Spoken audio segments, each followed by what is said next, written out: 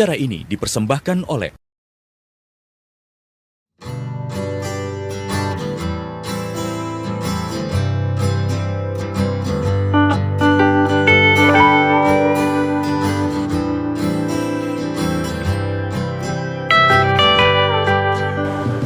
Halo, selamat pagi. Berjumpa lagi bersama saya dalam acara Inspirasi Pagi dengan saya Kome Aprilia. Pemirsa, Surabaya merupakan satu-satunya kota metropolitan di Indonesia yang menyandang status kota layak anak. Namun faktanya di Surabaya masih aja terjadi kekerasan terhadap anak dan perempuan. Pada tahun 2023 lalu tercatat 180 kasus kekerasan terhadap anak dan perempuan.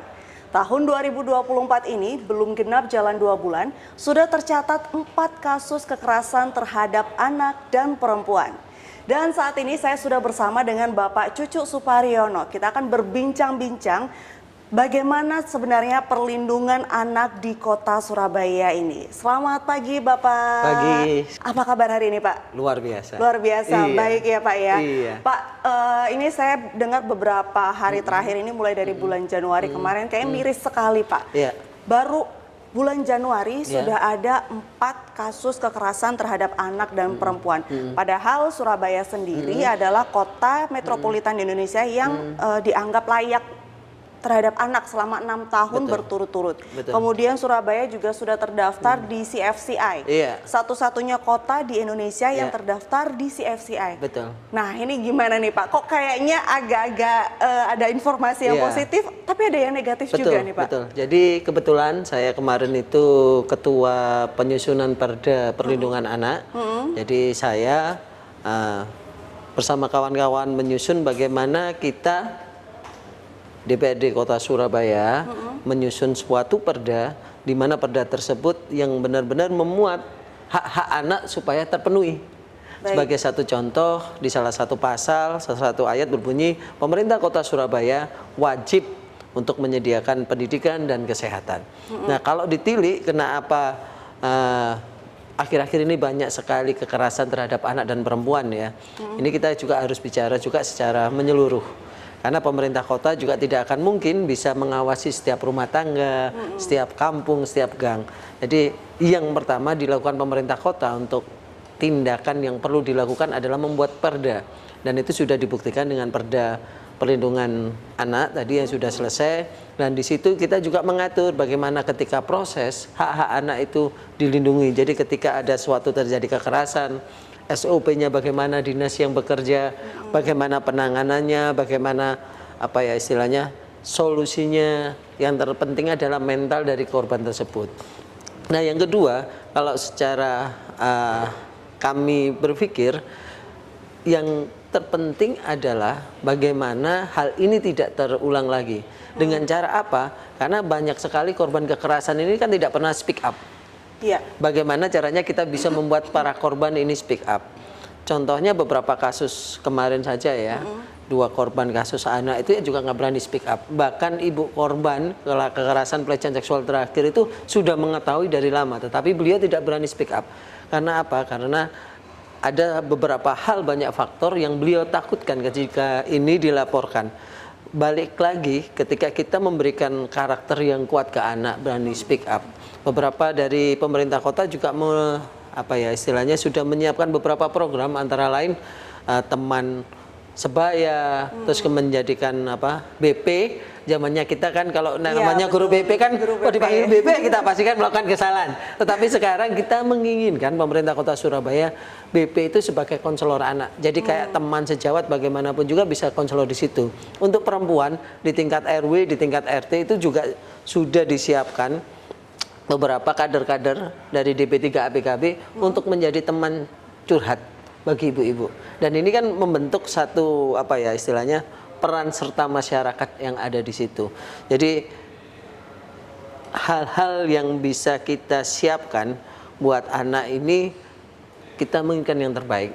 Karena bagi kami, apalagi dari fraksi PSI ya, kebetulan kami dari fraksi PSI, kami sangat-sangat yakin bahwa anak adalah investasi suatu bangsa. Baik, jadi memang harus menumbuhkan karakter yang Betul, kuat. betul. Memberitahu ke anak supaya anak-anak ini mau speak up begitu. betul. Tapi sebenarnya apa sih Pak ketakutan dari kasus-kasus yang sudah terjadi ya? Apa sih sebenarnya ketakutan anak-anak atau perempuan-perempuan yang terkena kekerasan, mereka tidak berani speak up? Hal yang paling ditakutkan oleh mereka ini sebenarnya apa? Yang pertama jati diri ya. Jadi kebanyakan takut kehilangan sesuatu di dalam zona nyaman. Makanya pemerintah kota juga mensupport para wanita, ini untuk perempuan, bagaimana dia bisa mandiri membantu ekonomi keluarganya. Banyak sekali kalau kurang lebih 40% atau berapa wanita tidak berani speak up, itu karena ketika nanti saya dicerai, kehidupan saya bagaimana, anak-anaknya saya bagaimana. Nah, ini yang perlu kami pemerintah kota melalui beberapa program di Dinas UMKM, membuat seragam dan lain-lain, ini kan memang menjadi menjadi hal yang wajib diberikan untuk kesetaraan gender juga. Jadi kesetaraan gender, kalaupun memang terjadi kekerasan, dia pasti akan berpikir, oh iya aku wanita, aku mandiri. Tetapi ada banyak juga aspek-aspek yang lain, aspek seperti takut kehilangan teman sharing. Jadi ini saya pernah mendengar kesaksian seorang wanita, korban KDRT, dia tidak berani speak up, meskipun dia sudah seorang pengusaha yang lumayan besar, suaminya nggak bekerja, KDRT, terus kemudian dia berani speak up, ketika sudah berpisah, dia berpikir, aduh sekarang ini saya tidak ada teman untuk sharing atau apa, padahal beliaunya sudah masuk beberapa kali di rumah sakit karena tindak kekerasan dari suaminya. Nah di sini memang butuh pemerintah kota Surabaya memberikan konselor gratis di tingkat RW. Jadi menumbuh kembangkan untuk berani speak up ini tidak semudah membalikkan tangan. Betul. Kan ada faktor-faktor ya, kalau orang bilang faktor cinta lah yang ada di situ. Ini yang susah. Jadi hal ini yang perlu kita perhatikan. Juga kalau masalah anak yang perlu sangat kami concern juga. Kita sebagai orang tua ini kan terkadang merenggut hak anak. Contohnya yang simpel, ketika anak dilahirkan di ekonomi yang menengah ke atas, pasti setelah anak itu belajar di sekolah, ditambahi les musik, ditambahi les bahasa Inggris dan bla bla bla bla, akhirnya anak kehilangan kesempatan untuk untuk merasakan masa kecilnya. Yang ada adalah mereka diwajibkan untuk kejar tugas ini dan tidak ada istilahnya kalau bahasanya saya tidak ada senang-senangnya. Belum lagi ditarget harus berprestasi di sekolah. Nah itu sebenarnya kekerasan terhadap anak juga yang tanpa sadar kita lakukan. Ya? Betul, karena karena TikTok ada kelihatan anak kecil sudah bisa berbahasa Inggris, anaknya dipaksa bahasa Inggris. Padahal nggak bisa bahasa Inggris pun bagi saya untuk anak-anak ya itu bukan hal yang utama juga. Biarlah kesempatan mereka bermain, kesempatan mereka berkreasi sehingga kita bisa melihat tumbuh kembang anak dengan luar biasa. Nah, bicara soal tumbuh kembang anak nih Pak, kita bicara anak-anak. Sebagai orang tua kan juga pasti pingin ya anaknya berprestasi dan lain sebagainya, itu kayaknya hal yang wajar. Meskipun mungkin ada banyak yang salah melakukannya gitu.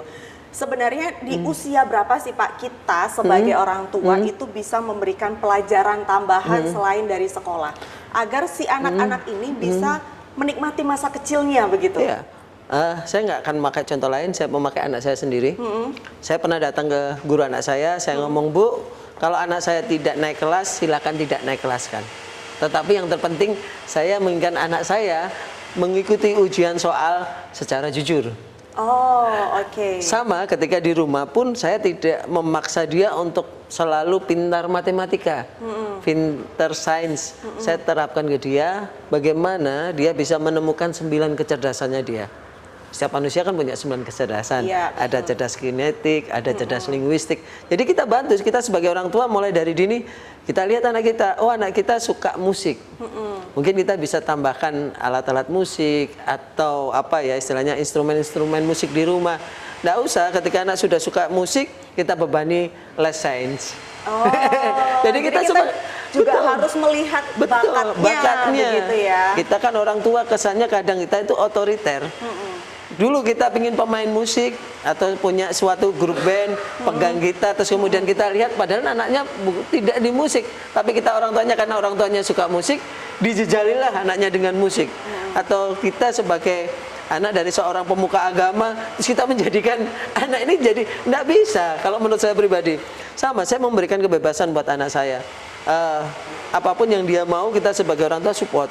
Contohnya anak saya yang pertama tidak seberapa pandai dalam hal akademis, tapi saya nggak pernah protes dia nuntut harus ranking 1. Kemarin nunjukkan saya apa? Saya dapat nilai 6, saya bilang bagus. 7 bisa? Susah Pak, saya nggak bisa bahasa ini. Apa yang Bapak bisa bantu?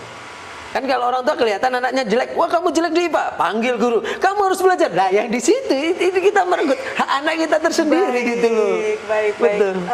Nah baik, kita flashback lagi ke beberapa kasus kekerasan seksual yang terjadi belakangan ini ya Pak ya. Itu kan terjadi di dalam keluarga sendiri. Betul. Nah sebenarnya bagaimana sih Pak kita mencegah supaya kekerasan ini tidak terjadi di dalam keluarga?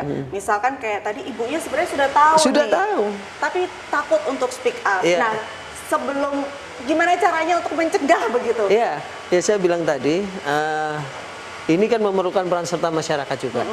Karena kita punya kader-kader dari pemerintah kota seperti KSA atau apa itu yang bisa masuk ke tiap-tiap rumah. Mungkin kami juga akan membekali juga kader-kader KSA ini selain ilmu kesehatan ya, juga mungkin sedikit ilmu psikolog, kita melihat bagaimana keadaan rumah tangga di tempat itu. Apakah baik-baik saja, atau ketika kita ketemu dengan anak atau perempuan yang tiba-tiba nggak keluar rumah. Mungkin kan kita bisa melalui kader-kader KSA ini, karena kader KSA ini kan kebanyakan perempuan, bahkan perempuan semua. Jadi ketika masuk bisa melihat, oh Bu ini kok nggak pernah keluar ya, meskipun kita kontrol bak air mandinya, kok beliaunya juga keluar.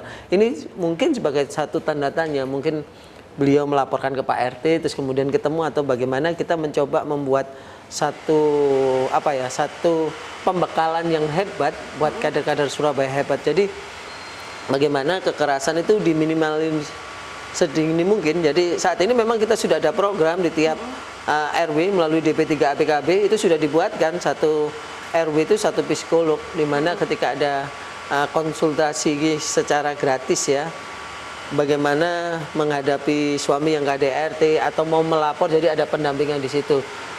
Dan yang kita susahnya itu memang akhir-akhir ini kan memang setelah pasca pandemi ini kan ini ekonomi kan banyak yang hancur juga. Rumah tangga banyak yang berpisah juga karena faktor ekonomi. Padahal itu bukan yang hal utama. Nah, makanya pemerintah kota melihat tingginya perceraian, ketika dicari sebabnya karena memang faktor ekonomi, pemerintah kota pun mulai masuk dari segi UMKM dan lain-lain. Baik Pak. Tadi kan Bapak sempat menyinggung bahwa ada shelter untuk anak-anak yang korban kekerasan begitu. Sebenarnya apa aja yang dilakukan anak-anak ini ketika di shelter, dan apakah mereka bisa kembali lagi ke orang tuanya? Di shelter anak, jadi ini mulai zamannya kepemimpinan Bu Risma ya, Bu Risma Trihat. Jadi sudah disiapkan ketika anak itu di dalam situ ada pendampingan secara psikolog, di mana memulihkan anak ini setelah pasca tragedi yang dialami, terus kemudian diajarin agama pastinya, pendidikannya juga. Jadi di shelter ini anak di build up lagi, baik fisik maupun mentalnya. Tetapi ketika anak ini sudah memang benar-benar sudah siap, keluarga sudah siap, nah ini akhirnya dikembalikan. Satu contoh kekerasan yang terjadi di Tambak Sari ini kan bukan kekerasan pertama. Jadi ketika pertama kali ditemukan oleh pemerintah kota Surabaya, kasus itu meledak, anak itu diambil, dibangun di shelter. Terus kemudian si mamanya ini berusaha mengambil alih. Akhirnya melalui proses yang panjang, bahkan terjadi debat, akhirnya mau tidak mau anak ini dibawa lagi ke mamanya. Terjadi ketika dibawa ke mamanya lagi, terjadilah kekerasan lagi kepada si ibu ini. Dan yang ini ya kita mau tidak mau kita yang melaporkan ke kepolisian, karena sudah kalau menurut kami pemerintah kota Surabaya ini sudah sedikit kelewatan. Nah, untuk memulihkan keadaan anak ini biasanya membutuhkan waktu berapa lama, Pak? Traumatik itu kan beda-beda waktunya. Iya kan, ada traumatik ringan, ada traumatik berat. Bahkan kalau bisa dibilang sampai 10 tahun bahkan 20 tahun. Contohnya saya saja. Saya ketika masih kecil, saya melihat tetangga saya membuat lemper. Makanan khas Surabaya atau Indonesia ya. Itu beliau belum cuci tangan. Jadi sampai sekarang pun saya traumatik ketika makan lemper. Berani makan lemper. Berani makan lemper karena ini kan termasuk traumatik kan ya. Jadi itu kan membutuhkan waktu yang proses yang panjang sekali. Ketika melihat lemper, badan lemper itu sekarang kan sudah pakai mesin ya. Saya lihat aja sudah memori saya kembali ke kejadian itu. Nah, apalagi anak-anak yang mengalami kekerasan seksual. Yang terpenting adalah karena kita pemerintah kota kan membaca. Banyak sekali korban kekerasan terhadap anak itu yang akan membawa traumatik kepada anak. Traumatik dalam artian apa? Ketika anak ini menjadi dewasa, dia akan menjadi apa ya istilahnya bahasa saya membawa traumatiknya pada waktu kecil. Bisa jadi dia ada sedikit apa ya? Ya kita tidak berdoa ya. Penyelewengan seksualnya itu pasti ada di situ. Nah, pemerintah kota tidak mau hal itu terjadi. Ketika korban itu masih kecil seperti ini, kan karena anak kecil itu kan semen yang basah. Kita tulis alif ya, pastinya semua jadi alif. Jadi makanya ketika semen masih basah, kita buat karakter buildingnya yang kuat sehingga ketika dia menjadi dewasa, dia menjadi orang yang kuat. Baik. Nah, kalau kita tadi kan sudah berbicara tentang kekerasan seksual. Lalu bagaimana dengan kenakalan anak nih, Pak? Kenakalan ini banyak ya, misalkan mencuri atau misalkan kayak merokok sebelum waktunya, hal-hal seperti itu. Bagaimana dari pemerintah Kota Surabaya untuk mengatasi kenakalan anak? Kalau kenakalan anak, saya nggak pernah berkata anak itu nakal. Anak itu hanya mencari sesuatu untuk mengekspresikan diri.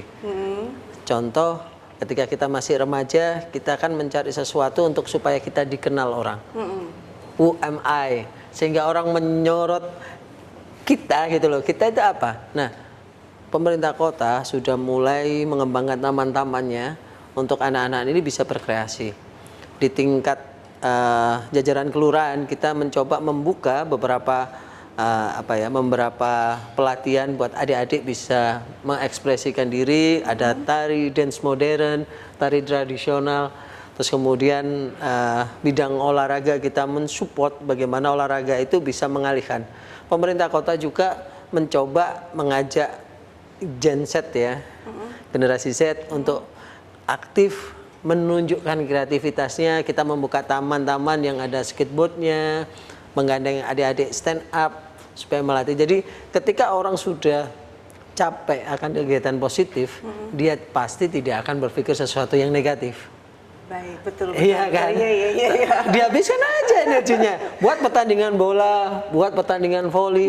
Di situ kan kita bisa kalau bahasanya saya bisa menghabiskan energinya di situ. Bahkan pemerintah kota kemarin menyiapkan dana ketika pemuda Surabaya prestasi baik itu karya ilmiah tidak hanya olahraga, mereka menyediakan dana untuk membantu mereka untuk mengikuti lomba di luar negeri. Baik. Nah, Pak, tapi yang berita yang saya baca adalah bahwa kasus kekerasan ini terhadap anak dan perempuan ya di Surabaya masih terus meningkat. Begitu padahal sudah banyak sekali usaha dari pemerintah Kota Surabaya untuk mencegah. Ini kira-kira kenapa masih ada kasus dan terus meningkat masalahnya? Kalau masalah meningkat atau tidak, saya rasa ya memang peran serta masyarakat perlu digas lagi. Karena apa ya? Karena ya itu tadi ketika terjadi di dalam rumah tangga, kita ini kan orang timur, budaya timur itu canggung. Kalau saya bilang malas nggak pantas, lebih cocok canggung untuk masuk, untuk menegur. Yang simpel aja lah, ketika ada sepasang muda-mudi lagi pacaran, lagi bertengkar di jalan, orang hanya cuma melihat, tidak berani apa ya istilahnya. Meskipun itu terjadi kekerasan, mukul atau apa, orang nggak akan datang. Lebih cenderung melihat. Atau yang malah sekarang ini yang lebih ramai malah memvideokan buat ditaruh di akun kitab suci kedua. Iya, kalau kenapa saya ngomong kitab suci kedua? Karena masyarakat sekarang, generasi sekarang lebih percaya ke media sosial daripada Alkitab atau Al-Qur'an. Bener kan? Jadi kitab suci kedua kita itu media sosial. Meskipun TikTok ngomong ABCDFG dibilang, "Oh, ini benar, ini benar." Nah, itu yang secara mindset kita harus lepas bahwa TikTok, Instagram, YouTube Reels itu hanya media sosial, bukan kitab suci. Apa yang ditulis di situ bisa A, bisa B, bisa C, bisa D. Itu tergantung cara pandang kreatornya. Nah, kebanyakan masyarakat kalau sudah sama sepemikiran dengan itu dan sudah dibilang, wah ini benar ini. Menurut siapa? Menurut TikTok. Sekarang sudah tidak ada lagi. Menurut siapa? Menurut kitab suci, sudah hilang semua. Jadi sosial media ini sangat membawa pengaruh yang besar ya Pak betul. ya? Terutama yang saya kira banyak sekali parenting yang membuka di di TikTok, di Instagram. Nah itu banyak juga. Nah kebanyakan keluarga milenial, keluarga baru sekarang tidak konselor ke orang-orang profesional. Mereka lebih mudanya mereka mengambil TikTok, mengambil Instagram yang saya bilang kitab suci kedua tadi untuk mempelajari, dan ini benar, padahal belum tentu benar. Karena tiap anak itu diciptakan berbeda-beda, tiap anak itu diciptakan unik, dan tiap anak punya kelebihan masing-masing. Tapi kalau misalkan kita bicara soal sosial media yang mereka banyak memberikan konten tentang edukasi, nggak semuanya salah dong Pak? Iya. Tidak semua salah, tidak semua benar juga. Kan tergantung kreatornya. Iya benar. Tapi bagaimana kita cara menyaringnya begitu? Iya. Yang pertama kalau saya kira parenting yang benar adalah komunikasi dengan anak. Baik. Anak itu kebutuhannya apa, keinginannya apa, kita wajib untuk mendengarkan. Kebanyakan orang tua, anak harus ikut kita, bukan kita memfasilitasi anak. Iya, terus. Iya kan? Kebanyakan dari kita. Contoh yang simpel, keluarga menengah ke atas. Saya rasa malah lebih bangga ketika anaknya berbahasa Inggris daripada berbahasa Indonesia. Tapi bukannya bahasa Inggris sekarang menjadi sangat penting untuk mencari pekerjaan?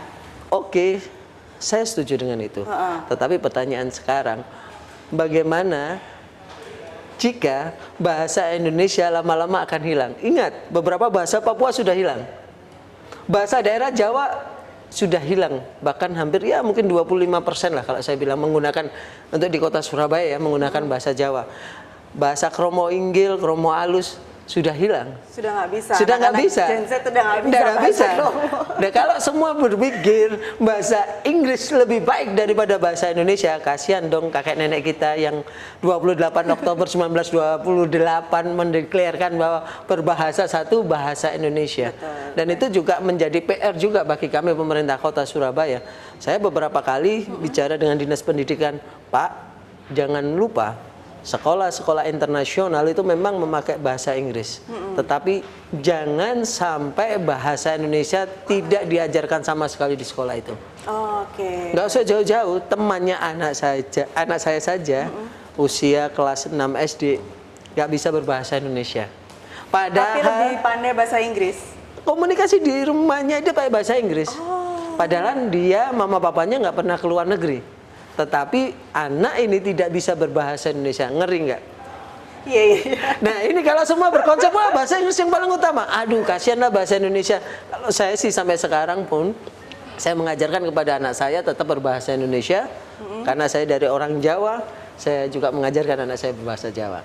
Baik. Nah Pak, kalau tadi kita sudah bicara tentang perlindungan anak. Kemudian untuk perempuan yang korban KDRT, kalau anak tadi sudah ada shelter anak. Kalau untuk perempuan korban KDRT sendiri, apakah ada tempat penampungan khusus ketika mereka misalkan, oh saya di KDRT sama suami saya nggak berani pulang, terus saya harus pulang kemana ini? Gini. Surabaya sudah membangun, jadi kita tidak berharap ada yang mengisinya. Kita tidak berharap ya, tapi betul. Kita sudah menyediakan fasilitasnya. Jadi kita menginginkan memang wanita itu setara dengan pria. Perempuan setara dengan pria. Bagaimana perempuan itu bisa dilindungi, perempuan itu bisa dihormati, dijaga hak-haknya. Bahkan kemarin secara fraksi PSI menyuarakan kepada pemerintah kota Surabaya bagaimana IPG-nya bisa dinaikkan. Kita peringkat 9 se-Jawa Timur. Berarti kan tidak peringkat 1, padahal kita kota terbesar. Iya, harusnya kan peringkat 1. Banyak kan mendorong bagaimana bisa menciptakan politisi muda, bagaimana menciptakan kesempatan-kesempatan yang ada di berbagai macam pekerjaan, itu wanita juga bisa mengisinya. Begitu ya Pak. Betul. Jadi wanita harus tetap diberi kesempatan untuk berkarya. Betul. Jadi wanita, perempuan bisa mengeksplorasikan diri, menunjukkan jati diri. Jadi saya yakin kok ketika perempuan-perempuan hebat itu lahir, maka generasi hebat juga akan muncul. Baik. Benar kan? Kalau Iya, benar. kalau perempuan-perempuan hebat diciptakan, saya rasa dia mendidik, dia mempush generasi-generasi selanjutnya itu luar biasa. Karena generasi ini juga lahir dari seorang perempuan. Betul. Nah, tapi bagaimana dengan masyarakat yang laki-laki ya, kita bicara tentang laki-laki gitu Pak. Kita kan perempuan juga pengen mandiri, pengen begini, pengen begitu, tapi masih banyak juga laki-laki di luar sana yang menganggap udah kamu di rumah aja, jadi ibu rumah tangga aja, ngurus anak aja. Nah, gimana nih? Jadi gini, kembali lagi ke masing-masing personal ya. Saya sendiri sebagai laki-laki, kalau tanya Pak Cucu bilang kesetaraan perempuan, istrinya gimana? Kerja atau? Nah, ayo kerja nggak? Kalau saya membebaskan beliau. Jadi selama kami berumah tangga, kami menyusun secara bersama-sama, tidak ada uang laki, tidak ada uang perempuan. Uangnya satu, uang rumah tangga kita bersama. Jadi kita kelola bersama-sama dan saya memberikan kesempatan juga. Kalau memang menurut dia mau bekerja, saya persilakan bekerja. Tapi kalau dia, wah ini kayaknya aku nggak bekerja, aku harus menguatkan rumahku, menguatkan generasi penerusku, saya di rumah saja, ya saya persilakan. Karena memang laki-laki itu menurut kitab suci kan wajib untuk mencocok tanam, maksudnya mencari rezeki. Iya, kalau menafkahi. Kalau perempuan kan sebagai penasihat, kalau memang beliaunya perempuannya ini mau bekerja mau apa ya kita persilakan, selama hal yang di dalam rumah tangga itu tetap stabil. Baik, Pak, terakhir nih harapan Pak Cucu sendiri untuk masyarakat Surabaya ya.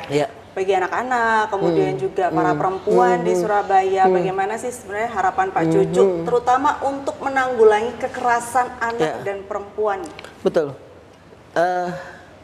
Yang pertama, kita sebagai individu itu harus yakin, harus memberikan kesempatan kepada anak. Jangan sampai kita memompa, kita memaksa anak melewati limit mereka untuk kemauannya kita sendiri. Ya saya bilang tadi, contohnya bapak ibunya atlet, anaknya harus atlet. Dikasih ABCD, tidak ada kesempatan mereka menemukan jati diri sebagai anak, sebagai remaja untuk apa ya istilahnya berprestasi menurut minat dan bakatnya dia. Iya, kita sebagai orang tua memberikan kesempatan, kita memfasilitasi anak. Fasilitas bukan berarti harus mewah, tapi kita mengetahui kebutuhan anak, kebutuhan yang diinginkan apa, kita sebagai orang tua wajib untuk mensupportnya. Untuk kekerasan terhadap perempuan, saya minta sekali lagi terhadap kawan-kawan yang mengenal, ayo kita bantu konselor. Karena tidak mudah, saya yakin sangat tidak mudah sekali untuk bisa mengajak wanita, perempuan, korban kekerasan untuk berani speak up itu sangat berat. Dibutuhkan waktu yang lama, dibutuhkan ketelatenan, dorongan. Saya yakin kok ketika semua komponen yang saya bilang perdanya sudah ada, karakter buildingnya ini sudah dicoba di berbagai tempat di kota Surabaya. Yang ketiga tinggal peran serta masyarakat, bagaimana ini bisa didorong, bisa dilindungi, karena biasanya ketika perempuan mengalami kekerasan rumah tangga itu biasanya dia merasa sendiri, merasa tidak ada yang membantu, jadi dia merasa apa ya istilahnya ketika dia dipukuli dan apa dia merasa ya ini kehidupan, padahal secara hukum kan tidak seperti itu, secara sosial juga tidak seperti itu. Tinggal kita kawan-kawan, kita tinggal apa istilahnya tetangga atau yang lain berani mendampingi, berani mengajak untuk berbicara tentang kekerasan yang dialami. Baik, terima kasih Siap, sekali sama-sama. Pak Cucu atas waktunya pagi ini. Nah, ini adalah pesan untuk kita semuanya, untuk anak-anak di Surabaya, untuk perempuan di Surabaya, supaya bisa lebih berani speak up. Dan juga untuk teman-teman media supaya tidak terlalu detail begitu ya, menginformasikan lokasi dari kekerasan tersebut. Nah, sudah cukup 30 menit saya menemani Anda, kita berjumpa lagi dalam Inspirasi Pagi berikutnya. Sampai jumpa.